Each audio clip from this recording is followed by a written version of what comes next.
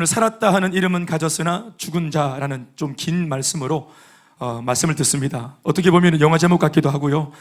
살았는 줄 알았는데 자세히 봤더니 죽었네? 이제 이렇게 되는 거죠. 살았다 하는 이름은 가졌으나 실제로는 죽은 자 하는 좀 무게가 좀 느껴지는 이런 말씀의 제목으로 우리는 오늘 4대 교회를 향한 주님의 말씀을 우리에게 주시는 말씀으로 듣겠습니다. 1절로 6절까지의 말씀을 읽었는데 사실상 이 내용들을 그대로 좀 읽어보시면 아시겠지만 제법 무게감이 있고 또 중압감을 느끼는 압박이 느껴지는 그런 말씀입니다. 왜냐하면 이 내용들이 죄다 거의는 책망으로 되어 있기 때문에 그렇습니다.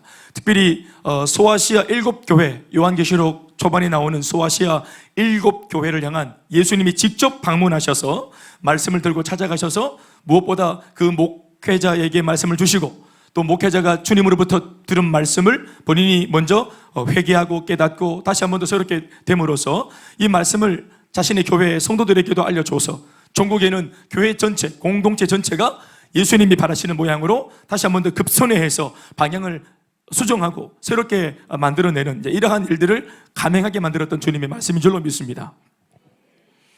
그래서 여러분들이 이 말씀을 다 읽어보면 모든 그 7교회마다 예수님이 가실 때에 그냥 예수님의 원래 우리가 알고 있는 그 보편적인 모습으로 가시는 게 아니라 제각기 7개 교회에 7개의 각 다른 모습으로, 각기 다른 모습으로 예수님이 나타나십니다. 그래서 어떤 곳에서는 예수님께서 좀 이렇게 부드러운 모습으로, 또 어떤 곳에는 예수님께서 좀 무서운 모습으로, 또 여러 가지 형태로, 오늘은 이 4대 교회는 예수님이 7영과 7별을 손에 들고 찾아오셨습니다. 그러니까 말로 전하는 이 메시지만 사실 메시지가 아니라 메신저가 하고 있는 행동도, 또 그분이 입고 있는 옷도, 또 그분이 하는 제스처 전체가 다 메시지가 되는 겁니다. 아멘이십니까? 그러니까 예수님이 오늘 말씀만 전하러 오신 게 아니라 좀 더 강하게 이걸 어필하기 위해서 어떤 면에서는 이렇게 여러 가지 모습으로 그 교회의 상황에 맞게끔 오셔서 온 몸으로 인격을 다해서 전심을 다해서 메시지를 전하고 있는 것입니다. 그러니까 우리는 오늘 7가지 그 모습 속에서 아까도 말했지만 7영과 7별을 가지신 이의 모습으로 4대 교회를 방문하신 예수님의 말씀을 듣겠습니다. 오늘 본문을 보면 4대 교회를 찾아오신 예수님께서 이 한 교회를 향해 당신의 애끓는 마음을 전하고 있다는 사실을 발견하게 됩니다. 제가 방금 말씀드린 대로 또 읽어본 대로 내용은 죄다 책망입니다. 그래서 들을 때 좀 불편함도 있어요. 사실은 책망의 내용이기 때문에. 그런데 우리가 서두에서 대번 알아야 할 것은 뭐냐 하면 그것이 책망이라는 모습으로 표현되었지만 그 내면에는 우리가 부인할 수 없는 바로 이 교회를 향한 예수님의 불같은 사랑이 있다는 사실을 우리가 의심하지 않습니다. 아멘이시죠? 교회의 머리가 되신 분은 예수님이십니다. 이 교회는 당신의 몸인 교회입니다. 아멘이십니까? 그러니 뭔가 예수님께서 오랫도록 이 교회를 면밀히 살펴보고 또 꼼꼼히 살펴보고 그리고 어떤 면에서는 그 살펴볼 때 한번 두고 보자는 마음이 아니라 응원하고 격려하고 참 잘했으면 좋겠다. 내가 너를 이 땅에 대동시켜서 이 땅에 세워놓은 그 창조의 목적대로, 존재의 목적대로 네가 잘 감당하면 참 좋겠다. 그럼 너도 참 기쁠 텐데, 너도 참 행복할 텐데, 이런 마음으로 주님이 어떤 특심의 마음으로 열심히 응원을 하고 있는 모습이라 보면 됩니다. 오랫동안 이 교회를 지켜보고 남몰래 응원했던 예수님이 오늘 무언가 7영과 7별을 들고 이렇게 메시지를 들고 찾아오실 때는 뭔가 석연찮은 것이 계속 반복되고 이대로 뒀다가는 큰일 나겠다. 이 교회 낭패를 당하겠다. 그도 그럴 것은 교회가 낭패를 당하면 교회만 어려움을 당하는 것이 아니라 이 교회가 책임져야 할 그 지역 전체가 어려움을 당하는 것입니다. 가만히 묵상해 보면 여러분 이 4대 교회를 예수님이 책망할 망정 사실은 죄와 또 정욕이 관영했던 그 4대라고 하는 도시 지역 사람들을 놓고는 예수님이 책망하거나 야단을 치지 않습니다. 사실은 교회가 죄를 지으면 얼마나 짓겠습니까? 사실은 교회가 우리가 실수하면 얼마나 큰 실수를 하겠습니까? 그런데 교회와 비교할 것 없이 세상은 교회 바깥은 엉망진창이잖아요. 그런데 엉망진창으로 살고 있는 예수를 모르는 사람들 앞에는 예수님이 7영, 7별 또 불같은 모습으로 여러 가지 말씀으로 그들에게 찾아가셔서 책망하거나 그들에게 권면하거나 하지 않습니다. 그들의 죄에 대해서 하나님 이렇게 저렇게 어떤 의견을 내비치지 않습니다. 그런데 유독 그래도 예수 믿어보겠다고 이 핍박과 환난의 시기에 그래도 1세기 참 초대교회 중에 7교회가 그래도 예수 한 믿어보겠다고 교회가 세워졌고 이 성도들은 제법 그래도 환난과 핍박의 시기에 예수를 믿어보겠다고 교회를 나오는 성도들이었거든요. 그리고 그런 식의 부름받아 세워진 이 사도교회 단임 목사도 마찬가지고 나름대로 정말 세상 사람들에게 비교하자면 잘된 정말 탁월한 사람들이지 않겠습니까? 그런데 그런 사람들이 교회 안에서 무언가 실수가 일어나고 어려움이 있었던 모양이에요. 하나님께서는 예수님을 보내셔서 여지없이 심판에 대한 경고와 그리고 이런 책망의 메시지를 전하는데요. 왜 그런가 하면은 아까도 말했지만 여러분, 죄악으로 지금 넘어가고 정욕으로 관영하여 아무런 소망이 없는 이 세상 사람들의 유일한 소망은, 유일한 등불은 바로 주님의 몸된 교회이기 때문에 그렇습니다. 교회만이 세상의 등불이고 교회만이 세상에 기대주고 교회만이 세상의 소망이기 때문에 예수님은 이 교회에다가 세상 살릴 당신의 마음과 비전과 뜻과 전략을 다 올인하셨습니다. 아멘이십니까? 그러니까 하나님, 예수님의 그 비전과 꿈, 세상 살리는 모든 마음과 모든 열정을 교회에다가 이미 다 줘버렸기 때문에 이 교회가 잘 해줘야 되는 것입니다. 이 교회는 책임지고 건강해야 되는 것입니다.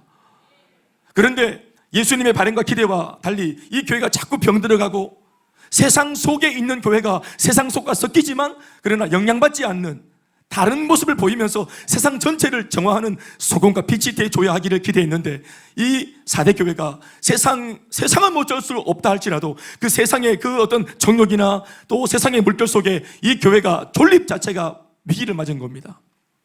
그래서 예수님이 다시 한 번 더 소생시키기 위해서 나름대로 예수님이 진단한 대로 지금 처방전을 들고 오신 것입니다. 그 내용은 단순하면서도 매우 강렬한데 자칫 어긋난 시선으로 그 내용을 접근하게 되면 거의 심판의 메시지라 착각을 일으킬 정도입니다. 그러나 알 것은 사랑의 고백입니다. 사랑 속에서 나온 열정입니다. 주님의 열정이에요. 교회를 향한 주님의 열정입니다. 포기하지 않겠다는 것입니다. 그러나 6절까지의 말씀을 다 끝까지 읽고 난 뒤 우리 마음에 남는 여우는 이 교회와 이 교회의 목회자와 또 교회의 성도를 향한 예수님의 애타는 사랑이라는 것을 우리가 다 짐작할 수 있고 알 수 있습니다.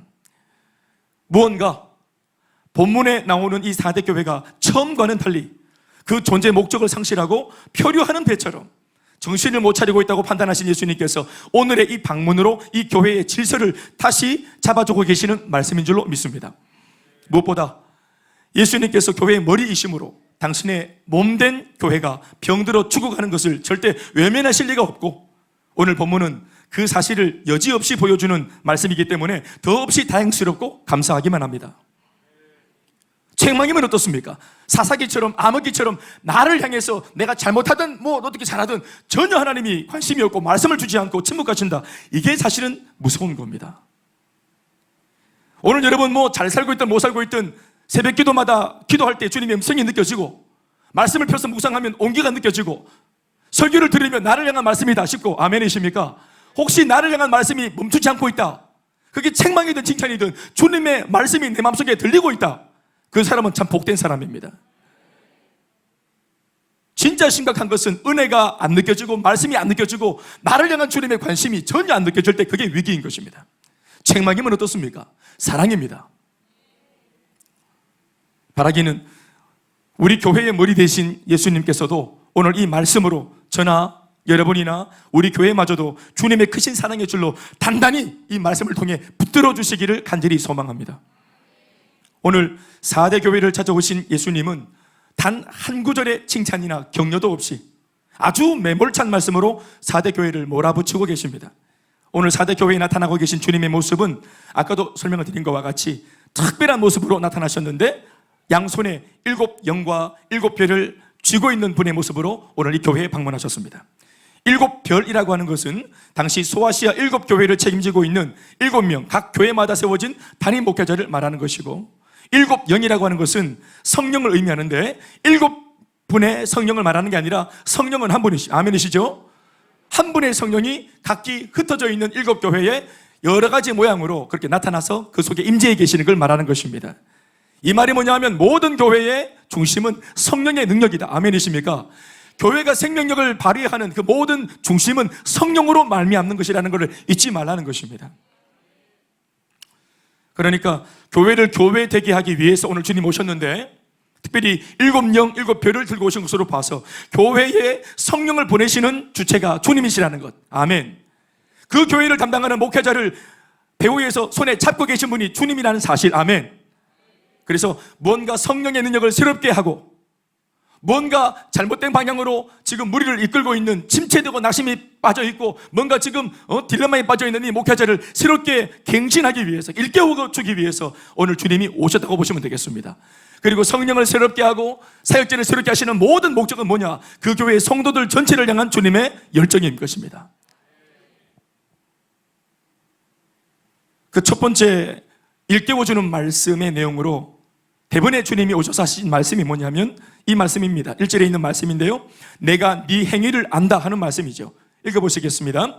4대 교회의 사자에게 편지하라. 하나님의 7영과 7별을 가지신 네가 이르시되 내가 네 행위를 아노니 네가 살았다 하는 이름은 가졌으나 죽은 자로다. 한 번 더, 내가 네 행위를 안다. 나는 네 행위의 실체를 안다. 껍데기만 보여주는, 껍데기로 나는 그냥 만족하는 게 아니고 네가 감추고 있는 포장지 속에 있는 참 그 민낯을 나는 알고 있다. 그 내용이 뭐냐? 내가 딱 속을 보니까 네 겉모습은 살았다는 이름을 갖고 있었지만 내가 진짜로 딱 진단해 볼 때는 네 속이 다 죽어 있더라. 이렇게 말하는 겁니다. 그것도 다른 게 아니라 행위가 죽어 있다. 이렇게 말하는 것입니다. 이 부분을 우리가 말하는 이런 지금 우리 지금 들고 있는 성경이 아니라 좀 쉽게 풀어놓은 현대인의 성경 버전에는 이 같은 구절을 이렇게 적고 있습니다. 네가 살았다는 이름은 가졌으나 사실 죽은 거나 다름이 없다. 이렇게 말하고 있습니다. 한번 올라왔죠? 우리 한번 읽어봅시다. 시작. 여러분, 이 진단이 바로 오늘 이 교회를 바라보시는 예수님의 아주 건강하고 그리고 제대로 된 옳은 지금 평가이고 시선입니다. 살았다 하는 이런 표현과 이름은 아마도 이 교회의 어떤 전매 특허인 것 같아요. 그러니까 표면적인 모습을 보면 이 교회는 뭔가 살아있어 보이는, 활력이 넘치고 활기가 있어 보이고 생기가 있어 보이는, 게다가 행위가 살아있어 보였던 겁니다. 신앙의 행위, 겉모습이 요란한 제스처, 신앙적인 어떤 행위. 여러분 생각해 보십시다. 교회가 할 수 있는 신앙적인 행위가 뭐가 있어요? 뭐가 있겠어요? 딱 정해져 있잖아요. 그 신앙적인 행위가 뭐가 있겠어요? 교회가 보여줄 수 있는 예배, 또 말씀, 또 성도들의 어떤 기도 생활, 교제하는 모습들, 떡을 떼는 모습들, 또 뭐 체육대회, 또 뭐가 있겠어요? 그러니까 교회가 하는, 소위 말하는 지금으로 말하면 교회 프로그램, 교회가 하는 이런 신앙적인 퍼포먼스, 이 교회는 뭔가 하면 왁자지껄하고 잔치 같은 분위기가 막 자아내지고 요란하고 야단법석하고 동네 홍보도 많이 하고 극동방송에 막 홍보도 하고, 그래서 많은 동네 사람들 막 유치도 하고 연예인들 데려와서 막 이렇게 막 갈갈이 쇼도 하고 뭐 그렇게 하면서 퍼포먼스가 아주 화려했던. 왜냐하면 여러분 알겠지만 나중에 이 교회가 돈이 많은 교회예요. 돈이 많다기보다는 황금이 많은 교회, 금이 많은 교회예요. 돈이 많은 것보다 금이 많은 교회가 더 센 교회죠. 이 교회가 금이 많은 교회예요. 그러니까 돈은 많고, 그러니까 이런 외형적인 퍼포먼스에 힘을 많이 준 겁니다. 그러니까 지역 주민들로부터 야, 저 교회는 살아있다, 저 교회 행위를 보니까 정말 저 교회는 살아 벌떡거리고 여느 다른 교회와 다르다, 이런 평가를 제법 많이 듣고, 이런 살아있는 교회라는 별명은 교회 안에서 자신들이 만들어낸 이름이 아니고요, 외부에서 이 교회의 어떤 행위를 맛본 사람들이 직접 붙여준 이름이고 닉네임이에요. 그러니까 보통 사람이 되어서는, 보통의 시선으로는 오늘 이 사람들이 보여주는, 이 교회가 보여주는 신앙적인 행위와 그 교회적인 어떤 이 움직임에 쉽게 속아 넘어갈 수 있는 겁니다. 껍데기는 화려하고 겉모양은 요란하지만 그 화려한 신앙 행위 안에 실제로는 아무것도 없다 하는 것이 바로 예수님의 진단이고 평가이며, 이것을 놓고 예수님 말씀하시기를 내가 사실은 네 행위를 다 안다, 네 행위의 실체를 알고 민낯을 안다. 여러분, 예수님은 속지 않습니다. 주님은 속지 않습니다. 주님께서 이런 말씀을 하고 계신 것을 보면 아주 오래 전부터 이 교회를 분명히 주님이 주목해 보신 것이 틀림없습니다. 그래서 오랫동안 이 교회를 그래도 기대하고 그래도 응원하시면서 주목하고 있던 찰나에 뭔가 주님께서 도저히 참을 수 없는 한계를 느낄 정도의 고통을 안고 계시다가 급기야 참지 못해서 오늘의 이 모진 말씀으로 찾아오셔서 그들에게 비록 듣기에는 거북스럽지만 책망의 말씀으로 전하고 있는 것입니다. 내가 네 행위를 안다 하는 말씀 안에 담긴 또 다른 메시지가 뭘까요? 내가 네 행위의 실체와 민낯을 알고 있으니까 이제 그만해라 하는 것입니다. 왜냐하면 4대 교회가 취하고 있는 그 화려한 행위와 거짓된 종교적인 제스처는 전부 죽은 행위였기 때문에 그렇습니다. 하나의 쇼에 불과했습니다. 그러니까 이런 하나의 쇼에 불과한 거짓 행위가 계속 일어날수록 하나님은 고통을 느끼고, 그리고 교회가 이런 꼴이 되어질 때 마땅히 자기들이 복음으로 책임져 줘야 할 지역민, 수많은 그런 예수 믿지 않는 불신자들에게 본이 안 되고 덕이 안 되고 살리기는커녕 오히려 세상 사람들의 걱정거리로 전락하고 마는 것입니다. 그것은 전도의 문이 닫히는 일이요, 전도의 문이 닫히는 것만 아니라 하나님의 강력한 역사들이 다 닫히는 꼴이 되고 마는 것입니다. 어떤 면에서는 이 문제는 그래서 교회만의 문제가 아니라 주님 모실 때 머리 대신 주님의 문제이기도 하기 때문에 이 문제에 뛰어드신 것입니다.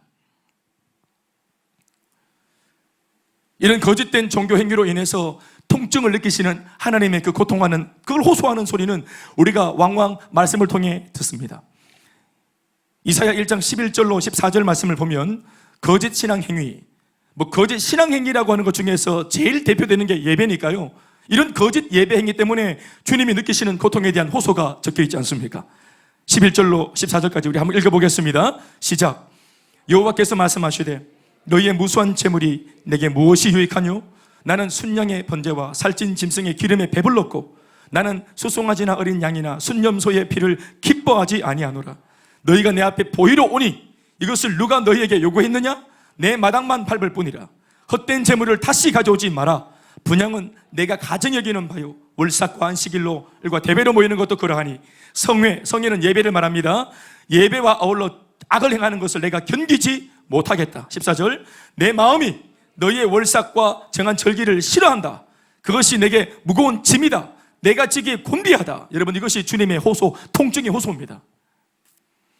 우리가 진정성이 없고 사랑하는 마음이 결여된 채로 안가자니 찝찝하고 와있자니 부담스러운, 그래서 나가지도 못하고 돌아서지도 못하는 가운데 그냥 그런 형식적인 모습으로 하나님 앞에 나올 때 이것이 우리 딴에는 최선인지 모르겠지만, 그러나 하나님은 실제로는 하나님은 통증을 느끼신다는 사실을, 우리가 이런 말씀이 있기 때문에 주님의 마음속에 있는 내면의 생각들을 읽을 수 있는 것입니다.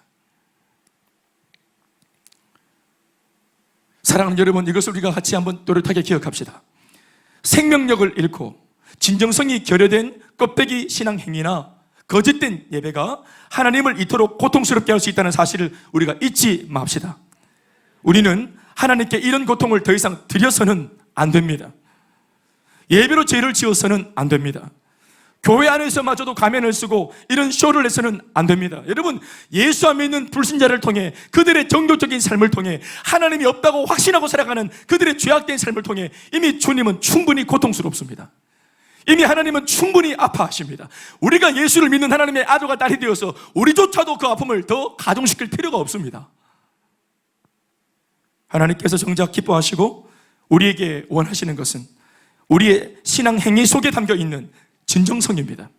그래서 하나님 말씀하시기를 사랑하되 마음을 다하고 뜻을 다하고 힘을 다해서 나를 좀 사랑해 줄 수 없겠냐고 말씀하십니다. 우리가 지금 계속해서 줄기차게 묵상하고 있는 신명기의 그 큐티 말씀이 뭡니까? 끊임없이 반복되는 게 뭡니까? 내가 네게 베풀었던 은혜를 잊지 마라. 은혜를 망각하지 마라. 배은망덕하지 마라. 은혜에 붙들려 있어라. 그래서 제발 좀 변질되지 말아달라. 좀 마음 깊이 나를 좀 사랑해달라고. 주님이 어떤 면에서는 애걸복걸 하는 것처럼 느껴져요. 신명기 말씀이, 이 말씀 자체가 얼마나 많이 이 부분이 반복됩니까? 여러분, 분명히 신명기를 1장부터 막 10장, 20장 넘기는데도 똑같은 말이 반복되잖아요. 어떨 때는 잘못 넘겼나 싶기도 하고 같은 말이 계속 반복됩니다. 다른 게 아닙니다. 신명기가 뭡니까? 새로운 명령 아닙니까? 왜 새로운 명령이 주어집니까? 이제 새로운 땅에 들어갈 것이기 때문에 새로운 땅에서 너희들이 새롭게 된 신분으로 새로운 삶을 살아달라는 것입니다. 아멘이십니까? 그런데 새로운 땅에서 새로운 마음가짐으로 산다는 그 새롭다는 것은 다른 게 아니라 하나님을 이전보다 더 사랑하는 것입니다. 마음을 다해야만. 가나안 땅은 축복이 많은 땅이요, 가나안 땅은 보고 들을 것이 많은 땅이요, 현란한 곳이고 화려한 곳이기 때문에 어떤 면에서는 광야에서나 진짜 아무것도 없으니까 주님 곁에 붙들려 있었지, 주님이 축복으로 주시는 그 축복의 땅에 들어가면 축복된 땅에 들어갈수록 더 우리가 교만해져서 하나님을 망각할 수 있는 위기가 된다는 말입니다. 축복의 위기가 될 수 있어요. 그래서 주님이 내가 너한테 복을 주지만 네가 복에 함몰되어 죽을까 하노라. 나를 잊어버릴까 봐. 축복 가운데 있어도 이 축복을 주신 그 축복의 근원인 나를 잊지 마라. 그러니까 그 땅에서는 그냥 사랑하는 정도가 아니라 마음을 다해야만 사랑할 수 있다니, 뜻을 다해야만 나를 사랑할 수 있을 거다, 힘을 다해야만 나를 사랑할 수 있을 거다. 세상에 많은 주님보다 더 좋은 것들이 마음을 빼앗아가고 뜻을 빼앗아가고 의지를 빼앗아가고 우리 힘을 뺍니다. 그래서 우리가 이제 예수 믿고 마귀와 이별하고 이 복된 신앙생활을 할 때는 여러분 이전보다 더 해서 마음을 다해서 뜻을 다해서 주님 사랑하기로 마음을 먹어야 하는 것입니다. 복을 받을수록 잘 될수록 더 주님 은혜를 기억하고 힘을 다해서 은혜를 기억해야 되는 것입니다. 주님이 고민이 많으세요. 축복을 주실수록 우리가 변절될 위험이 많기 때문에 복을 정말 정작 아버지가 아들한테 주고 싶은데 둘째 아들에게 아버지가 죽어서 줘야 될 재산을 유산으로 살아있는 아버지가 달라 그래서 줬더니 그것 자체도 배은망덕 하지만 아버지가 둘째 아들의 소원이라 그래서 이걸 줬더니 그 둘째 아들이 그 많은 복을 받아서 뭐 했습니까? 그 복을, 그 물질을, 그 엄청난 재산을 받자마자 다른 마을로 도망가서 죄를 짓는 일에 탕진하잖아요. 우리가 그런 사람인 겁니다. 그래서 오늘 어떤 면에서는 주님께서 우리에게 잠시의 광야를 아직까지 이렇게 주님이 허락을 하고 계시고 이 광야의 문을 끝내지 아니하시고 고달프게 하시고 그래서 종국에는 결국은 기도 제목이 있게 만드셔서 주님이 아니고서는 안 된다고 말하는 입장이 될 수 있도록 우리를 그렇게 몰아붙이시는 것은 우리를 사랑하시기 때문에 그렇습니다. 우리 속에 있는 민낯을 주님이 너무 잘하기 때문에 그런 것입니다. 주님이 정말 원하는 것은 진정성입니다. 퍼포먼스가 좀 약하면 어떻습니까? 사역이 최선을 다했지만 안 되면 어떻습니까? 제가는 목회도 잘 될 때도 있고 어려울 때도 있습니다. 중요한 것은 한결같이 그 길을 내가 붙들려서 달려갈 수 있는가. 내 마음이 그렇게 힘들 때는 주님을 포기하는 게 아니라 힘들 때는 더 마음을 다해 주님을 믿어야 될 때인 겁니다. 낙심이 올 때는 포기할 때가 아니라 더 힘을 다해서 주님께 붙들려 있어야 될 때인 겁니다. 밀려나지 마십시오. 바람에 나는 겨와 같이 떠내려가지 마십시오. 단지 상황이 어제보다 좀 열악해진 것은 그저 나한테 주님이 좀 더 진정한 마음을 원하는 환경일 뿐인 것입니다.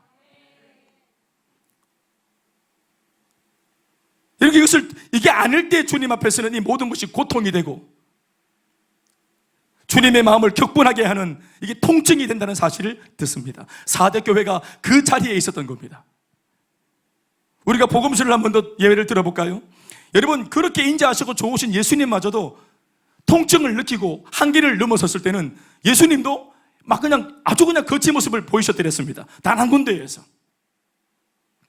그것은 하나님 앞에 예배드리는 성전 안에서 예배 때 사용할 짐승들을 매매할 정도로 정신머리가 없고 영적으로 무지했던 그 유대인들에게 화를 내는 장면이었습니다. 마태복음 21장 12절에서 13절 말씀 다 같이 읽습니다. 예수께서 성전에 들어가사 성전 안에서 매매하는 모든 사람들을 내쫓으시며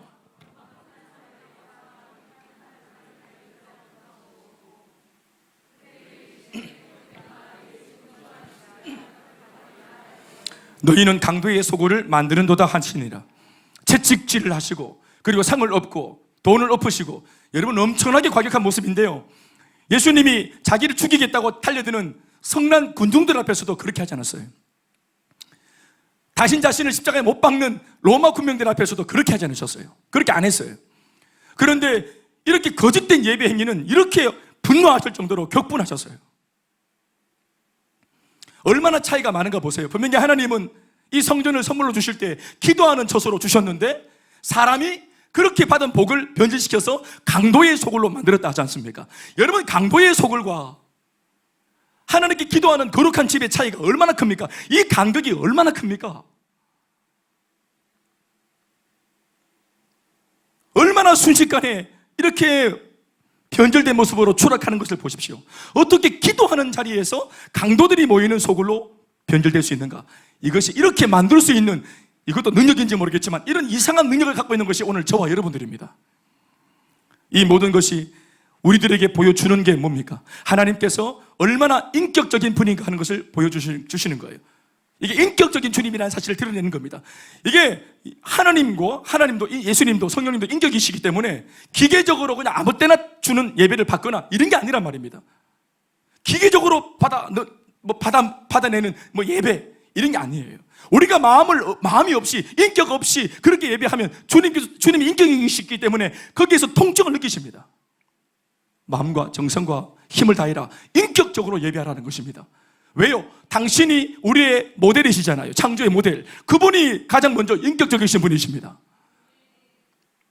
그러니 우리가 허투루 하는 모든 신앙의 거짓된 제초를 그 인격적이신 분이 보고 듣고 느끼지 못할 리가 없는 것입니다. 이사야 말씀이나 제가 언급한 이 복음서 말씀으로 우리가 알 수 있는 것은 화려한 신앙 행위나 혹은 요란한 예배 행위 따위로는 결코 하나님을 영화롭게 할 수 없다는 사실입니다. 예배를 해치우듯이 드려서는 안 되는 이유가 여기에 있고, 기도를 해치우듯 하거나 기도하는 신용을 해서는 안 되는 이유가 여기에 있고, 찬양도 훈련도 사역도 심지어 우리가 하고 있는 이 전도와 선교와 행복 모임도 우리가 그렇게 신용해서는 안 되는 이유가 여기에 있는 것입니다. 마음을 담고 인격을 담고 진정성을 담았을 때 주님은 우리 모든 신앙의 행위가 뭐든지 간에 예배로 받으시는 것입니다. 사람이 어떤 한 분야에서 한 가지 일을 자그마치 2만 시간 동안 반복하게 되면 소위 달인이 되고 또 고수 혹은 장인이란 말을 들을 만큼 노련해집니다. 그러나 우리는 2만 시간 정도가 아니라 평생을 예수를 믿어야 될 사람이고, 평생을 예배드려야 될 사람이고, 평생을 주님 앞에 감사하는 마음으로 헌신, 봉사, 사역을 감당해야 될 주 예수의 사람들입니다. 2만 시간이 뭡니까? 우리는 죽을 때까지 평생 이 은혜의 영역 속에 머무는 사람 아니겠어요? 우리는 그 평생 그 많은 시간 동안 주님께서 기뻐하신다 하는 이 명목 앞에서 얼마나 예배, 찬양, 이 행위를 무한으로 반복적으로 드리겠습니까? 지금까지도 반복해왔고 앞으로도 얼마나 반복하겠어요? 저는 30년 반복했습니다. 이 예배식은 반복 30년 반복. 주일날 11시에 예배당 밖에 있은 적이 없습니다. 30년 동안. 그래서 목사님 슬프세요? 아닙니다. 그게 아니고요. 좋다는 얘기죠. 너무 좋아요. 목사님 휴가 가시잖아요. 휴가 가도 예배는 드립니다. 혹시 여러분들은 그런 면에서 우리는 자칫 수많은 시간을 반복적으로 하다가 우리도 모르는 사이 신앙 행위가 노련해질 수 있다는 거죠. 말씀을 듣는 태도와 자세도, 또 저 같은 사람은 말씀을 전하는 이 어떤 설교 행위도, 기도도, 예배도, 섬김도, 기타 모든 사역들도 우리는 무수히 반복을 하니까 대개는 그것이 무엇이든지 간에 신앙과 상관이 있든 없든 어떤 특정한 행위의 반복은 틀림없이 현란한 노련미라는 결과물을 나타내게 되어 있습니다. 그건 당연하죠. 그러나 그 현란하고 노련한 신앙 행위가 정작 하나님과 아무 상관이 없다면, 관계가 없다면 그 모든 것은 전부 다 자기 만족을 위한 한낱 쇼에 불과한 것입니다.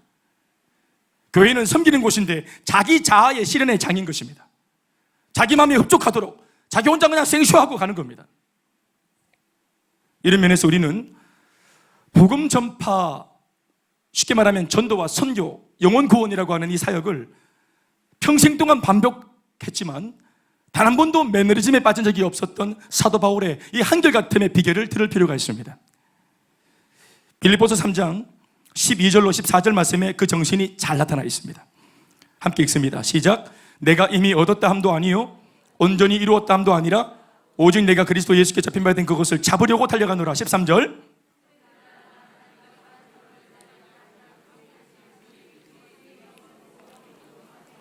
14절. 표대를 향하여 그리스도 예수 안에서 하나님이 위에서 부르신 부름의 상을 위하여 달려가노라. 아멘, 아멘. 따라합시다. 표대를 향하여 달려가노라. 그런데 달려가는데 어떤 자세로? 따라합시다. 과거는 잊어버리고, 따라합시다. 좋았던 것도 아팠던 것도 다 잊어버리고 연연하지 않고 표대를 향하여 지금도 달려가노라. 아멘, 아멘. 여기에서 가장 중요한 대목이 13절 말씀에 있어요. 나는 내가 아직 잡은 줄로 여기지 않았다. 여러분, 사도 바울이 하는 말입니다. 노년에 했던 말입니다. 달려갈 길을 다 가고 믿음의 수고를 다 거의 끝내고 이제 종점을 앞에 놓고 있는 상황에서 자기의 뒤안길을 돌아보면서 하는 말이 나는 아직도 잡지 못했다. 나는 아직도 멀었다. 여러분, 사도 바울이 이런 말 했다는 걸 여러분 주목하십시오. 여러분, 사도 바울이 어떤 사람입니까? 지난 기독교 2000년 역사 가운데 사도 바울 같은 사람은 없는 겁니다.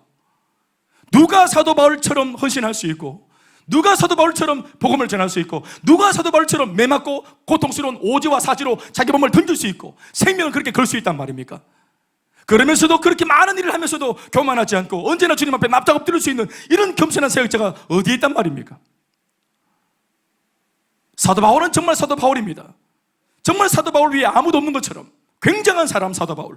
그러한 사람이 자기 사역 전체를 놓고 하는 말이 평가하기를, 스스로 평가하기를, 나는 아직도 멀었다. 여러분, 이런 사람한테 어떻게 교만이 생기겠습니까? 어떻게 매너리즘이 들어오겠습니까? 바늘로 찔러도 들어가겠습니까? 겸손으로 이렇게 무장한 사람한테 내가 이만하면 됐지, 나도 한계 있지, 나 안 알아주나 하는 것이 아니라 나 아직도 멀었다고 말하는 이런 굉장한 겸손으로 무장하고 있는 이 사도 바울을 어떻게 마귀가 꺾겠습니까? 그리고 뭐라 합니까? 오직 한 일, 했던 일들, 이때까지 했던 일들, 뒤에 있었던 것들은 다 잊어버리겠다. 좋았던 것도 좋지 못한 것도 나는 과거에 매어있지 않겠다. 과거의 사역자가 되지 않겠다. 오늘 살아 펄떡거리고 내일 살아 펄떡거리는 주님이 기대하는 사람 되겠다.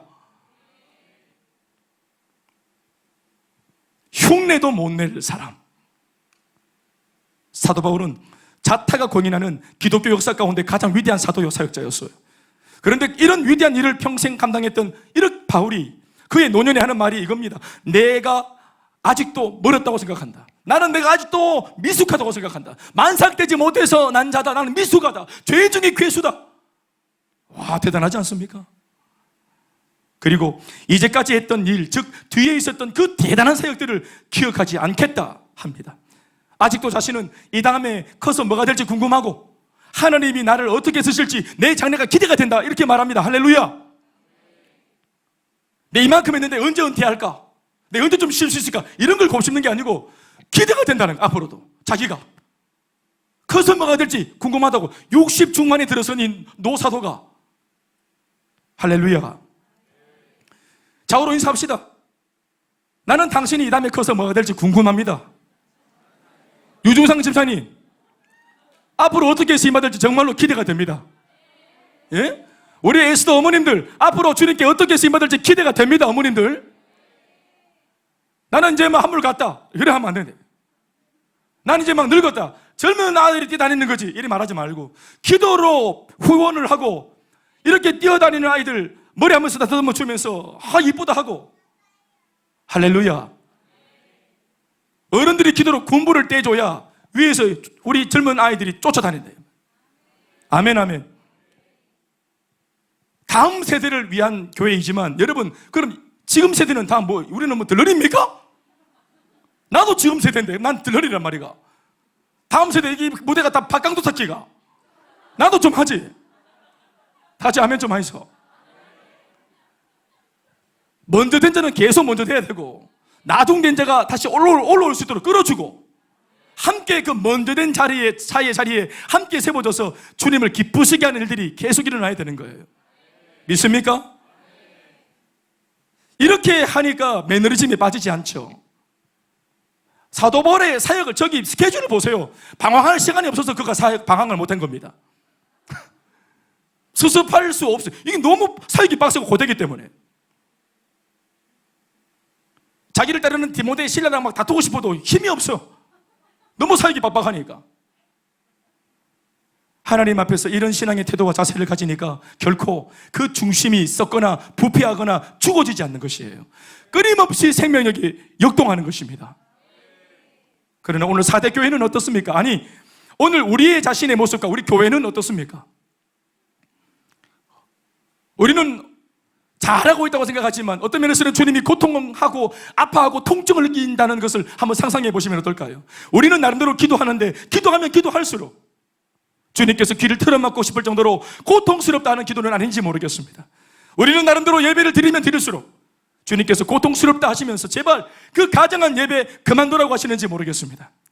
좀 더 노골적으로 표현하면 구역질 나는 예배, 혐오스러운 종교생활, 분노를 유발시키는 우리의 가정한 삶이 아니라고 우리 중에 누가 자신 있게 말할 수 있겠습니까?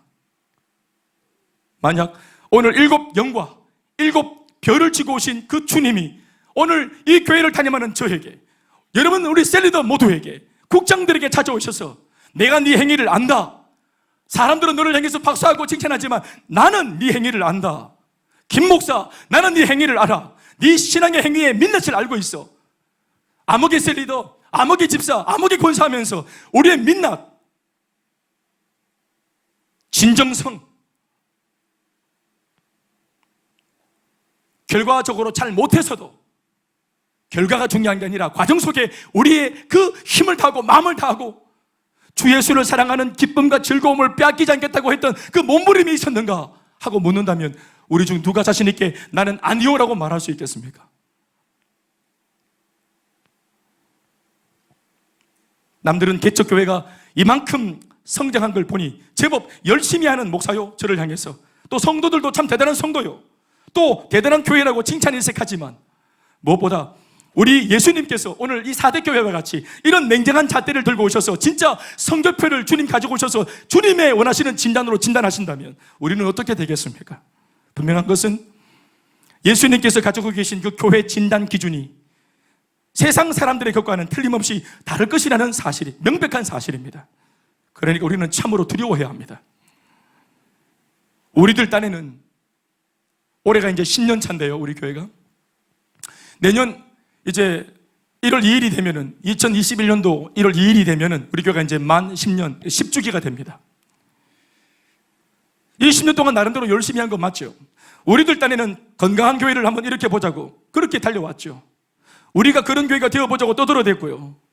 그러나 여전히 대가처벌이나 헌신도는 떨어지고 처음에 가졌던 그 순수한 열정은 점차 빛을 잃어가고 있고, 다만 그것을 숨기거나 혹은 이걸 충만한 척, 뜨거운 척 연기하려고 하고 이런 생활이 반복되다 보면 오히려 양심의 가책이 느껴지는 바람에 연기하기 싫은 마음이 드니까 어느새부턴가 교회가 부담스럽고 사역은 힘에 부치고 도망가고 싶지만 그러지도 못하는 모습으로 비참한 골병드는 신앙생활을 하고 있진 않은지 우리는 오늘의 이 말씀 앞에서 우리의 현주소를 냉정하게 진단해야 하는 것입니다.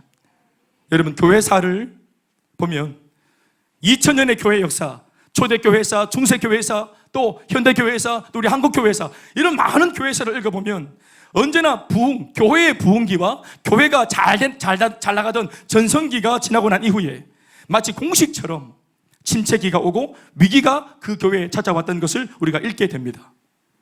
어느 목사님은 이것을 놓고 하는 말씀이 부흥의 후유증이다 이렇게 말하기도 합니다. 맞는 말입니다. 부흥의 후유증, 부흥기의 후유증.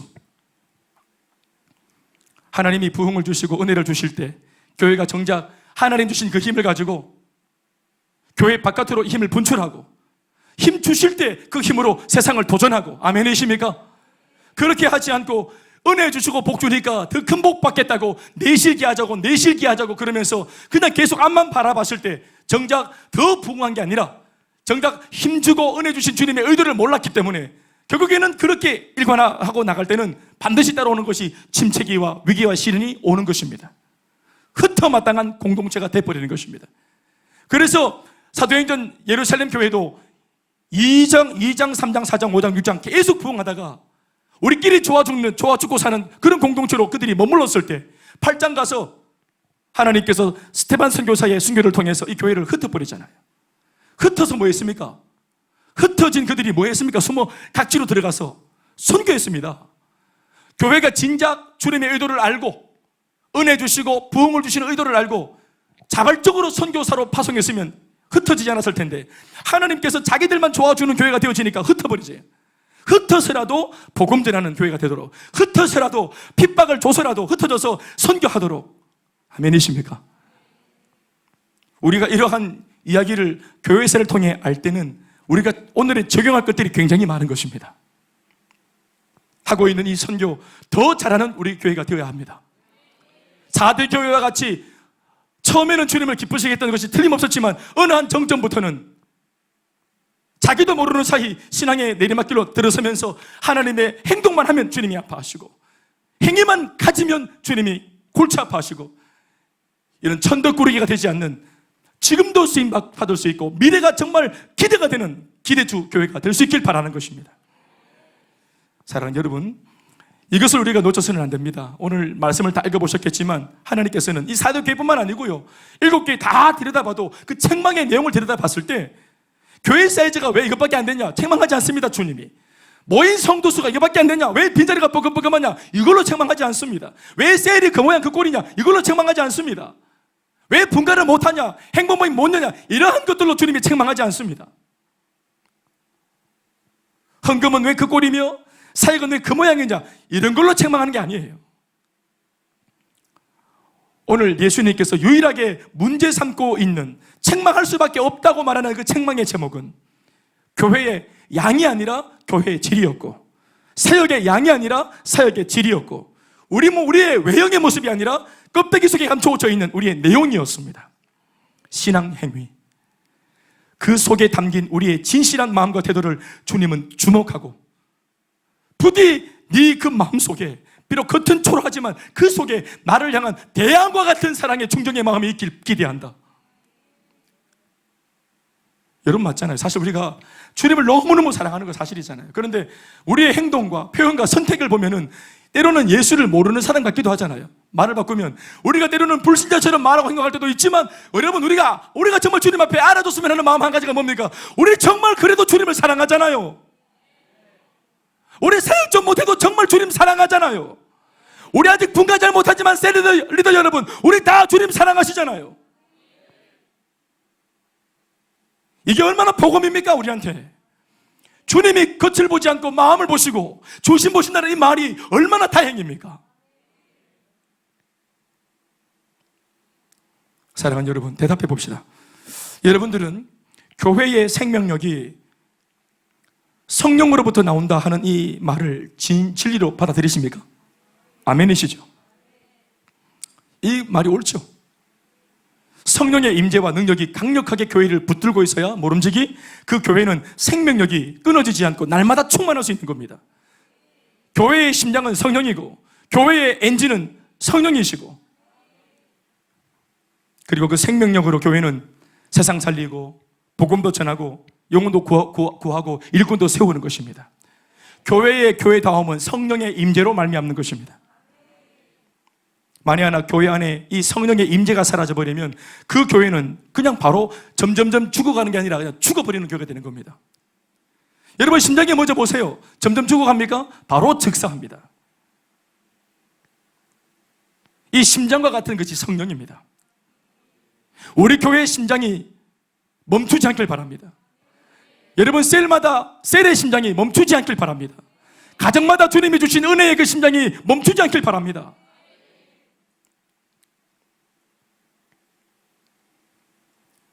그런데 오늘 사대교회는 성령의 역사로 말미암는 이 생명력이 없는 교회로 오늘 예수님으로부터 진단을 받고 있습니다. 그 말은 이 교회 안에 성령의 역사가 사라져버렸다는 거예요. 인간들의 행위와 역사가 너무 난무하고 많기 때문에 인간들의 자기 자랑, 만담, 잘 먹고 잘 사는 그런 뻐기는 자랑거리, 세상에 사는 것과 똑같은 그런 이야기들, 그런 사람의 자본들이 노이즈가 하도 많은 바람에 이 교회 안에서는 더 이상 성령의 음성을 못 듣습니다. 사람들이 부정적인 말, 사람들의 목소리, 원망하는 소리, 이런 소리가 하도 볼륨이 커서 주님의 음성을 못 듣게 돼버렸어요.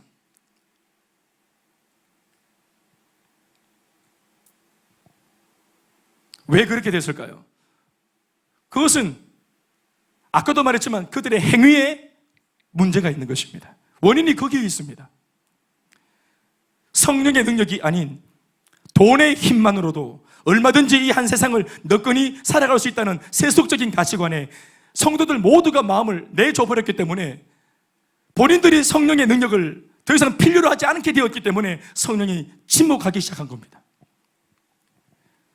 성령의 능력을 받아 살면 좋은 줄 알지만 그 당시 사대교회 성도들은 대체로 기도하고 성령 받아 하나님의 말씀대로 살아가는 이런 신앙적인 방법으로 사는 이 방법을 뭔가 복잡하고 번거롭고 귀찮다고 여긴 것입니다. 그에 반해 돈이 주는 영향력이나 효과는 매우 빠르다는 것을 그들이 체감했습니다. 돈은 빠릅니다. 돈이 있으면 사람도 바로 따라붙고 권력을 들어치면 바로 세상이 내 앞에서 무릎을 딱 꿇고 굴복하기 때문에 사람이 이 세상적 가치관에 쉽게 매료되는 것입니다. 기도로 돌파하기보다는, 그래서 세상적인 방법을 더 빠르다고 생각하니까, 더 파괴적이라 생각하니까 그것을 추구할 수밖에 없게 되는 입장에 그들이 놓였던 것입니다. 그들은 이런 고약한 병에 걸렸습니다. 이 부분을 이해하기 위해서는 당시 사대교회가 어떤 물리적인 혹은 영적인 환경 속에 놓여 있었는가 하는 것을 우리가 설명을 좀 들어보면 압니다. 당시 사대라고 하는 이 지역에 있었던 사대교회는 약 두 가지 면에서 영적인 안일함에 노출되어 있었습니다. 그 바람에 야성을 잃었죠. 그 바람에 마귀의 강력한 유혹을 저항하지 못했습니다. 첫 번째는 물질적인 풍요였습니다. 오늘 우리 개척하고 우리가 또 건축을 하고 어떤 면에서는 재정적으로 어떤 좀 채워져야 될 부분들이 있고 기도하고 있는 우리 교회로서는 물질적인 풍요? 우리는 응답인데, 교회에 주님이 은혜를 주시고 재정의 복을 주셔야 되는데, 그런데 재정의 복이 넘쳐나니까 이 교회를 들여다보면 타락했대요. 물질도 재정이 좀 건강하고 안 타락할 수 있는 방법은 없을까? 근데 이걸 주님이 믿지 않으세요, 우리를. 그래서 조금 어렵게 만들면서 하나님께 날마다 간구하도록, 기도하도록 그렇게 만드시는 것 같아요. 4대 지역은 헬몬강이 흘러 농산물이 아주 풍부했대요. 양모에 염색하는 기술을 최초로 개발하고 유통시켰던 도시였고요. 도시를 지나는 팍톨루스라는 강에서, 이름이 희한하지요? 팍톨루스라는 강에서 사금을 채취했고 금화를 주조해서 주변 도시들에게 공급했는데, 금을 재련하던 동아리가 300개 이상이나 발굴될 만큼 부유한 도시였다는 것이 바로 학자들의 견해입니다. 경제적인 부유함이 바로 이 도시의 안일함과 해이함을 불러왔고 깊은 잠에 빠지게 했던 것으로 성경학자들은 추측합니다. 틀린 말이 아닙니다. 이렇게 초대교회에 왕성하게 달리던 교회가 하루아침에 이렇게 폭락할 때는 뭔가 강력한 유혹거리가 있었어요. 그 원인으로 이 물질적인 풍요를 꼽는 학자들의 견해는 결코 틀리다고 보지 않아요. 왜냐하면 지금도 그렇기 때문입니다. 두 번째는 물리적인 안정감이었어요.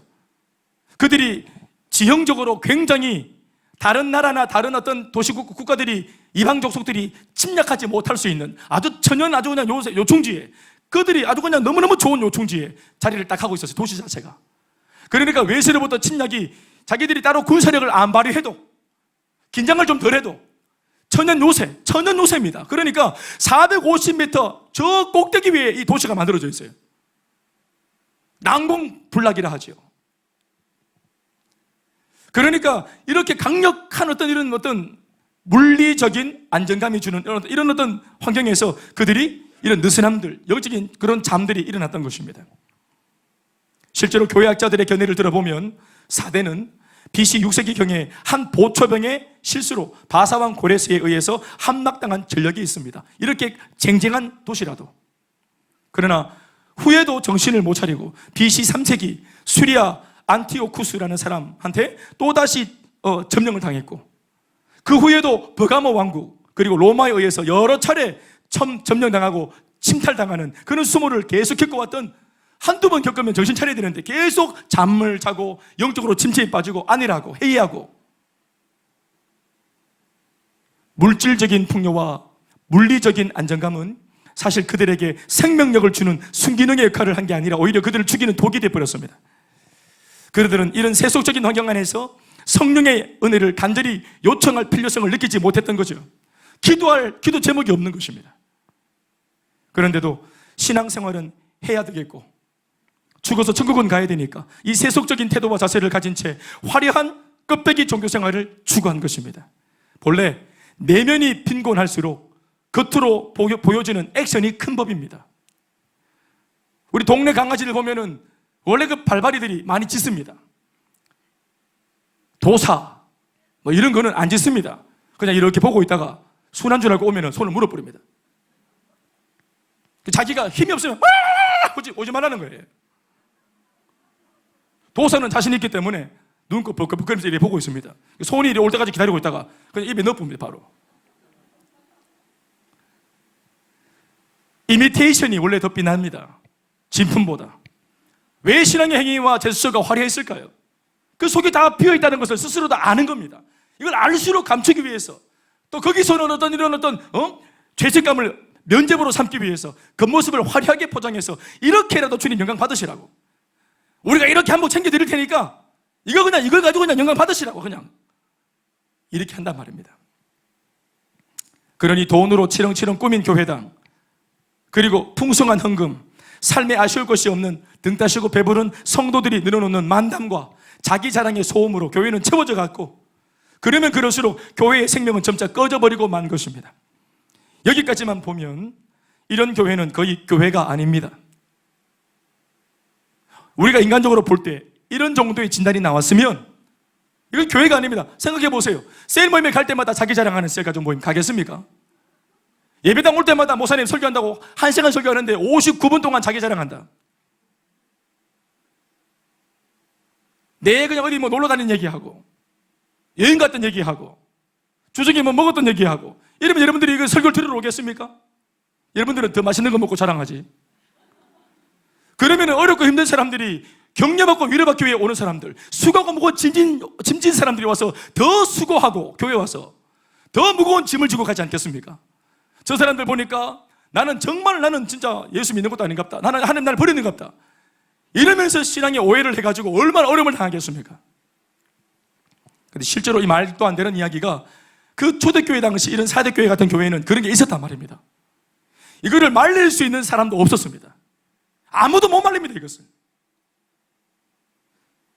성도 입장에서도 이런 정도의 교회라면 등 돌리고 떠나도 나무랄 사람이 없을 정도입니다.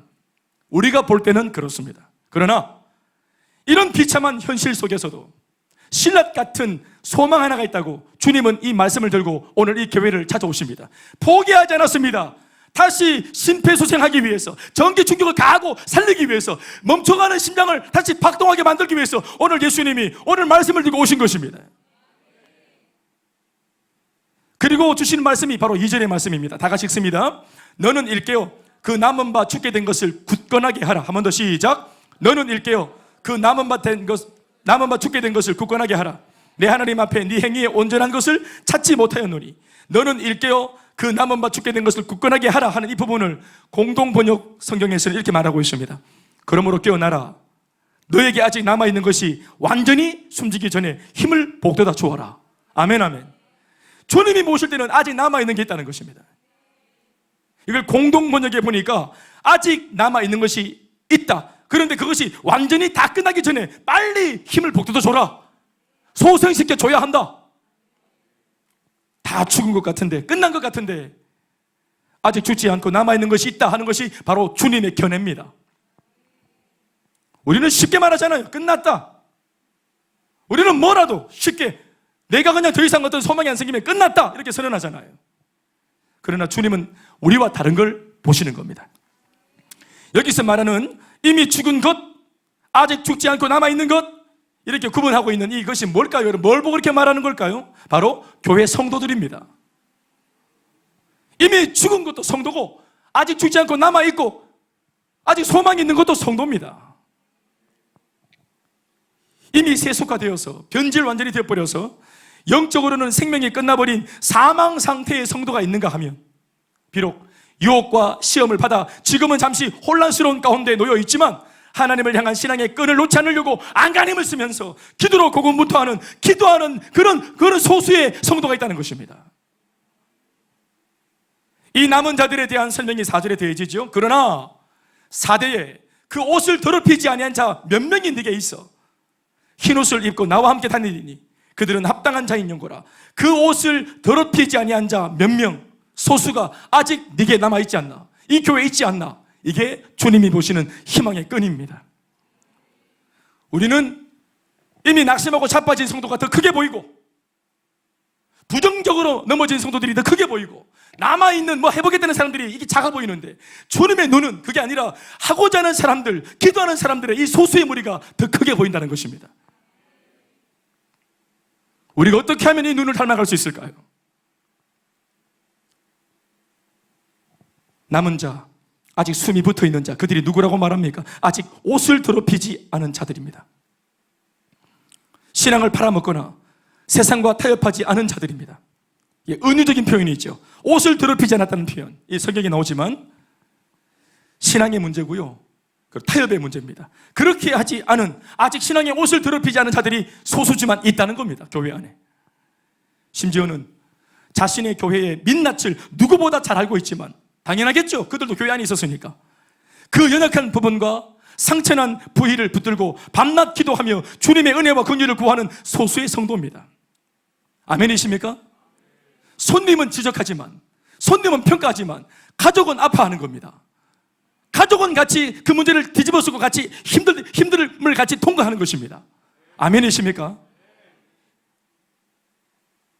바로 이 부분에서 우리는 오늘 이 사대교회를 찾아오신 주님의 의도를 비로소 알게 됩니다. 왜 오셨습니까? 예수님이 그 소수를 보고 오신 것입니다. 그 기도하는 소수의 기도에 응답하기 위해 오신 겁니다. 속히 그 남은 자들을 굳건하게 하라 하십니다. 속히 신앙의 양심을 지키고 비록 손해를 보더라도 세상과 타협하지 않으려고 몸부림치는 이 신실한 소수의 사람들에게 힘을 실어주라고 주님 말씀하십니다. 잘 보십시오, 여러분. 주님이 직접 힘을 실어주는 게 아니라 말씀의 구도를 보면, 문장을 보면 누군가에게 힘을 실어줘라, 누군가에게 하시는 말씀이 이 몇 명이 남아있다, 니한테, 니게 있어. 이 니가 누굽니까? 그러니까 네가 빨리 그들을 일으켜 세워줘라, 굳건하게 해줘라, 일깨워줘라. 누구한테 하는 말입니까? 그 교회를 책임지는 그 4대 교회 목회자, 담임 목사입니다. 교회를 깨워야 할 사람, 바로 담임 목사, 목회자입니다. 오늘 본문 전체를 보면 분명 교회의 세속화를, 그리고 타락과 몰락을 부추긴 당사자는, 너무 미안한 말이지만 그 교회 성도들이었습니다. 기도하는 그 소수를 제외한 나머지 다수의 성도들이었어요.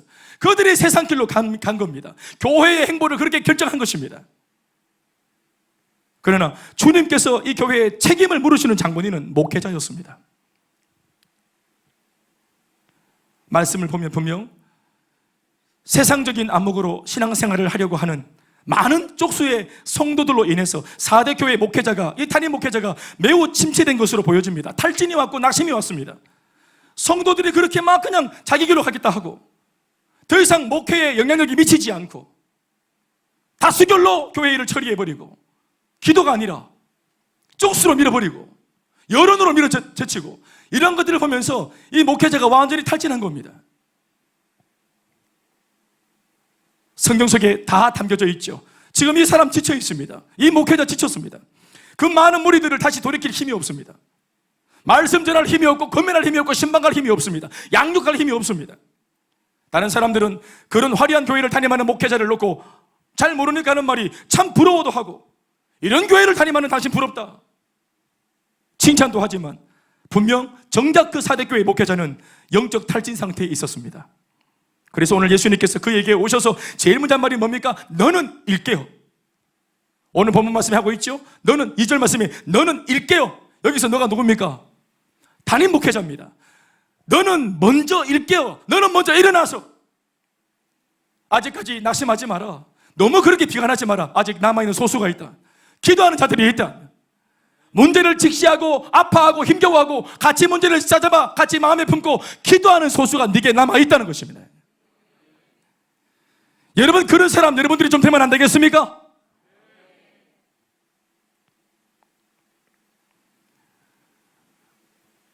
그래서 오늘 예수님께서 오자마자 그 목회자에게 너는 먼저 일깨어라고 일침을 그 목회자에게 주는 것입니다.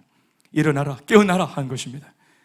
그리고 속히 남아있는 소위 하려고 하는 이들을 굳건하게 해서 생기를 잃은 이 4대 교회를 다시 소생시키라고 명령하고 계시는 것입니다. 사랑하는 여러분, 예수님의 이 포기하지 않는 이 사랑, 분명히 보시면 알겠지만 이 종목 혐의 하나를 다 짚어보면 우리는 사실 별로 소망이 안 생깁니다. 매력적이지 않아요. 이미 어떤 면에서는 마음이 그냥 진도를 빼버렸습니다. 이미 늦었어요. 돌이키기 늦었습니다. 그런데 예수님은 그게 아니래요. 이 교회가 아니면 다른 교회를 또 세우면 되지. 주님의 시선은 그게 아닙니다. 아담과 하와가 타락했을 때 다른 사람 창조하면 되지가 아니라 꼭 그 아담이어야 되고 다시 회복하더라도 그 하와여야 된다는 것입니다. 내가 너를 씻어서 소생시켜서 다시 살려서 다시 한 번 더 너와 나의 관계를 새롭게 하겠다는 것이 주님의 의지요 고집인 것입니다. 반드시 너여야만 돼. 반드시 너라야만 돼. 반드시 너의 교회여야만 돼. 반드시 이 교회여야만 돼. 이게 주님의 시선입니다.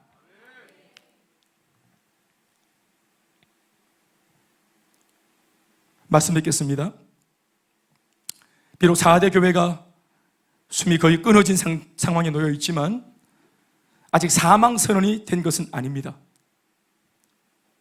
그래도 참 감사한 것은 주님께서 이런 교회를 포기하지 않으시고 다시 살리고 싶어 한다는 것입니다. 매력적이지 않는데 주님은 매력적이라서 사랑하는 게 아니라 내 몸이요, 내 자식이요, 내 새끼이기 때문에 사랑한다는 것입니다. 여러분들은 부모가 되어서 자식 사랑할 때 이유가 있습니까? 그놈들의 어떤 면이 좋아 사랑하십니까? 아니지요. 내 새끼니까 사랑합니다. 그래서 그냥 무조건의 사랑이죠. 그래서 주님께서는 이제 곧 숨이 넘어가려고 하는 이 4대 교회를 전기 충격, 이렇게 책망이라고 하는 것을 충격을 줘서라도 깨닫게 하고 회개시키고 살리고 싶은 것이고, 다 꺼져가는 호흡에 말씀으로 심폐소생술을 했으라도 다시 일으키고 싶어 하시는 여러분 아버지의 마음이 여기에 있는 것입니다. 둘째 아들 집 나가면 여러분 아버지가 모르겠어요? 그 동네 유지입니다. 부자잖아요. 성경시대에 불악들이 사는 마을에 이 정도 부자면 제법 힘 좀 쓰는 부자입니다. 아버지가. 여러분 그래봐야 이웃 마을에 도망가서 딴짓하고 있는 그 둘째 아들 종좀 하이들 매면 풀면은, 사람 풀면은 금방 수소문할 수 있어요. FBI 연락하면 잡아올 수 있습니다. 금방 그거 알아볼 수 있어요. 그런데 아버지가 안 가잖아요. 찾아가지 않습니다. 그 아들이 다 탕진하고 죄를 짓고 완전히 그냥 바닥까지 추락까지 해서 돼지 오지 우리에 빠져가지고 돼지가 먹는 쥐염염에도 못 먹는, 돼지 죽도 못 먹는 정도로 2차만 자리까지 갈 때까지 아버지가 모른 채 합니다. 여러분 아버지가 이거 재밌는 줄 아십니까? 아버지가 이게 재밌는 줄 아세요? 쌤통인 줄 아십니까? 이 아들이 추락할 때 아버지 마음도 같이 추락하는 겁니다. 내 새끼이기 때문에. 그런 소문이 들려올 때마다 아버지 가슴이 찢어지는 것입니다.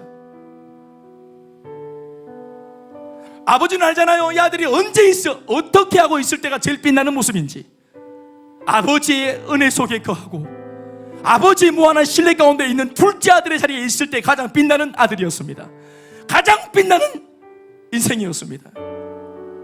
그러나 그 자리로 돌아서면 참 좋겠는데 자신이 깨닫기 전까지는 다시 붙들어 놔봐야 또 나가는 겁니다. 그러니까 그가 깨닫고 아버지의 풍성함과 나의 이 죄 많은 빈곤함의 차이를 깨닫고 돌아가야겠다는 회개의 마음이 일어났을 때, 그래서 작게라도 동네 마을 근처까지는 자기 발로 왔을 때, 비록 거리가 멀지만 머리 꼭지 하나만 보여도 아버지는 내 아들 뒷꼭지만 봐도 내 아들인지 옆집 아들인지 알아먹는 거지요. 머리 꼭지 뒷꼭지만 봐도 아버지는 이 아들이 회개하고 왔는지 그냥 또 뭐 하나 얻어먹으려고 왔는지 금방 아는 거예요. 진정한 회개, 진정한 돌이킴, 진정한 깨달음이 있다는 것을 알았을 때, 상가가 멀을 때 주님이 아버지가 먼저 가서 그를 안아주고 입 맞추고 손에 반지를 끼우고 발에 신발을 신기고 송아지를 잡아 잔치를 벌리지 않습니까? 4대 교회가 그렇게 돌아오기를 주님이 기대하시는 것입니다. 오늘 이 땅에 많은 교회들이 그렇게 돌아오기를 주님이 기다리고 계시는 것입니다. 여러분 이 교회가 살아나야 그 교회가 맡고 있는 지역이 소망이 있잖아요. 결국 주님의 진짜 관심은 교회를 지금 회복시키려고 하지만 교회 회복의 마음, 주님의 관심이 있는 게 아니잖아요. 여러분 알잖아요. 목회자에게 힘을 주시는 이유가 어디 있어요? 이 교회 성도들에게 힘을 주고자 하는 게 이유가 어디 있어요? 이 교회가 회복되어야 한다고 하는 주님의 그 마음에 이유가 어디 있어요?